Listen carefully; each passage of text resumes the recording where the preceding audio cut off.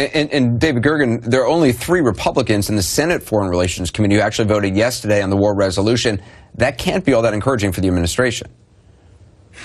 Well, Anderson, I think you have to give the president a victory today coming out of the Senate Foreign Relations Committee. It could have been defeated in committee. Instead, it came out 10-7.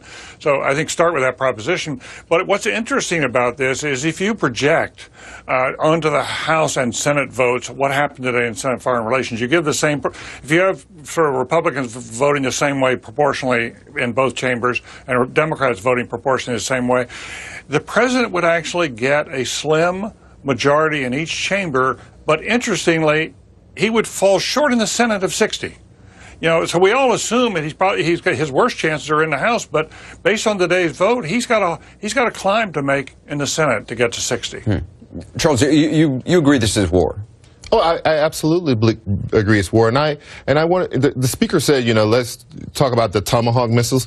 We should actually be very clear about what's going to happen. We keep talking about there won't be boots on the ground, but this will not just be missiles launched from ships. There are aircraft carriers in the Red Sea for a reason, because you will have to do some of this work with pilots in planes over Syria. This cannot be accomplished by drones. Drones do not have the capability to do air-to-air combat. The Syrian military does have some air defenses, so they can fire surface to air. You cannot do it with drones. You have to put American bodies above Syrian airspace. That always holds the risk that some of them can be shot down. That is a real thing. So this idea that we are not going to put the boots on the ground, meaning that we're going to stay back from Syria, that's not the truth. And I think people need to understand. Do you agree that there has to be in the world a red line, though, with the use of chemical weapons? I mean, there are some people who say, well, look, 100,000 people, the speaker said 100,000 people have died, children have been tortured to death, horrible things have occurred here. I mean, is the use of chemical weapons a red line which the nations of the world cannot tolerate?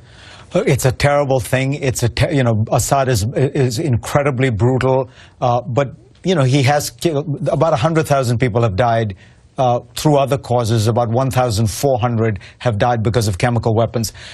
In a strange way, the Chemical Weapon Convention is a throwback to a time when conventional weapons couldn't kill those many people. Now, using bombs, you can kill 2-3 times as many people as these chemical agents can. So, of course, it's a terrible thing. But I think if you look at the history, it was included as a weapon of mass destruction really after the Gulf War, when we wanted to put Saddam Hussein in a box. We wanted to make sure he wasn't doing anything bad. So we said, you can't build nuclear weapons, you can't do biological weapons, and you can't do chemical weapons. And then we kept him in that box, and we kept emphasizing chemical weapons. So, I think that, yes, of course, you don't want these kind of weapons used. But the impulse behind it, which was that you could kill lots of people, is actually no longer true. Conventional war kills many more people.